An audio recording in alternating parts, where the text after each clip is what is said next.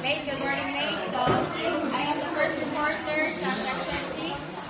So, our report is all about Title 10, Crimes Against Property, Chapter 1, Robbery in General. So, in Article 293, who are guilty of robbery? Any person who, with intent to gain, shall take any personal property belonging to other by means of violence against the intimidation of any person or using force upon anything shall be guilty of robbery. So let's define what is robbery. So robbery is taking of a personal property belonging to other with intent to gain by means of violence against or intimidation of any person and using force upon anything. So ang robbery ano siya, when a person takes personal property belonging to others, kanang kailangan na ay its intent and then with force kita. And then example ani is kanang example is a man kanang point a gun to another person na ay ano ba na threat. Next is classification of robbery. Robbery with violence against or intimidation of person. Articles 294, 297, and 298. So this happens when offenders directly uses force or threats against personnel, like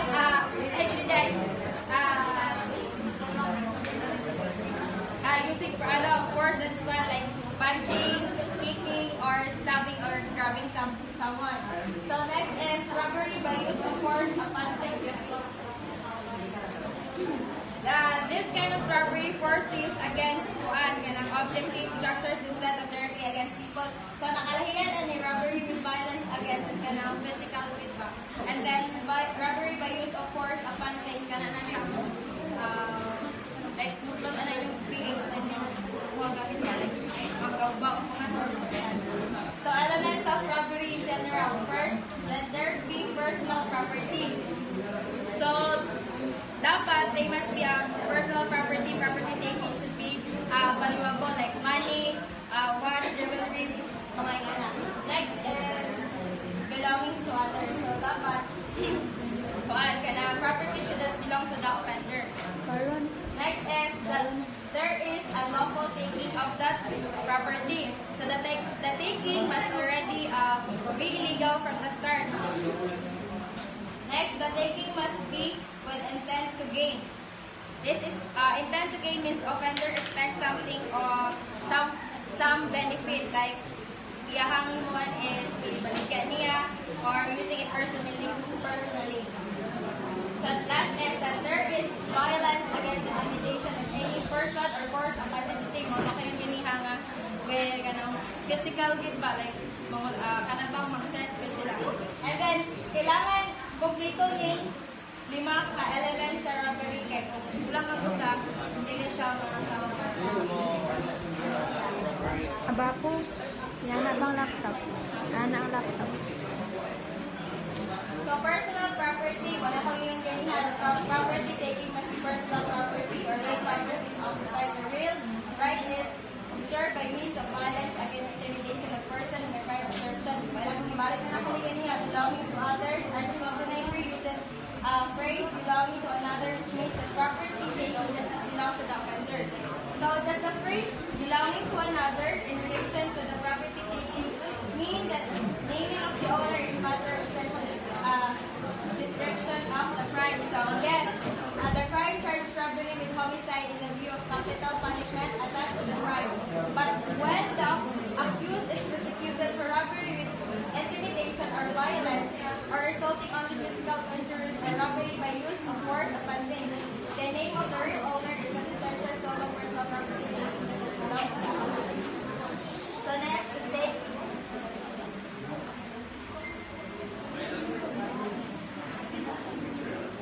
So let's go to the elements of personal property belonging to other and that intent to gain.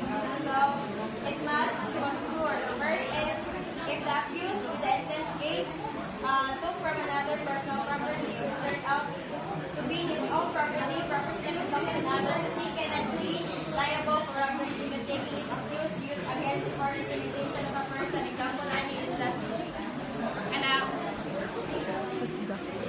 Husga MT. next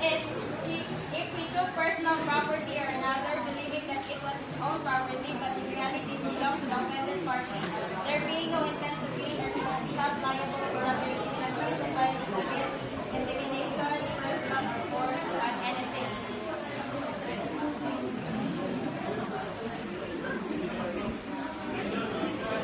The distinction between effect of employment of violence against an individual person and those of use, force upon things versus whenever violence against or intimidation of any person is used, the taking of personal property belonging to others is always robbery. If there is no violence or intimidation but only force things, that taking is robbery is only force used either to enter building or break doors, wardrobe, chests, or other kind of lock seal, furniture, or acceptable building force to open up, taking some from the building. So muna kayong galing ha, nga magubaw ang mga doors. Second is robbery with violence against or intimidation of a person that value of the personal property. Material. The property demands as a result of violence used when homicide, rape, intentional mutilation, or any act of serious physical interest resulted. So when less serious and light physical interest here.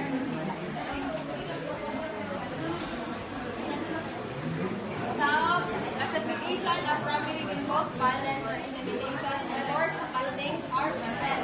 So when the offender is taking personal property to belong to other with intent to love him and to gain, employs violence against intimidation of any person, the crime is robbery with violence against or intimidation of person. Even the robbery was committed in dwelling house after that offender had entered some through windows or after breaking doors and walls. Cannot be liable. So let's go to the Republic Act. Number 6539, approved August 2017, is the law applicable when the property taken in robbery in a motorcycle. The Republic Act 6539 defines carnapping and provides penalty thereof. Carnapping is taking with intent to gain motor vehicle belonging to another without latter's consent. So, ang penalty niya, in Section 14 penalty for carnapping is that irrespective to the value of motor vehicle, the Spanish imprisonment not less than 14 years and 18 months and not more than 17 years and 4 months. Carnapping with violence, intimidation of person like nanay physical na kita po like katong carnapping yung mga namatay or something is na siya social person mo or so let's go to section 1, robbery with violence against or intimidation of a person. Article 292, robbery with violence against or intimidation of a person. Yung penalty is any person guilty of robbery with the use of violence and intimidation of any person shall suffer first as the penalty of reclusion perpetual to death. Only siya when the reason of commission of the robbery, the crime homicide shall have been committed. The robbery shall be accompanied by rape or intentional mutilation or arson with the name perpetual to death if kanang nanay rape or sunod niya after she ang round. And then second, the penalty of reclusion is run as minimum medium to perpetual with the reason or the accusation such robbery in any physical interest penalized by subdivision 1 or article shall have been infected.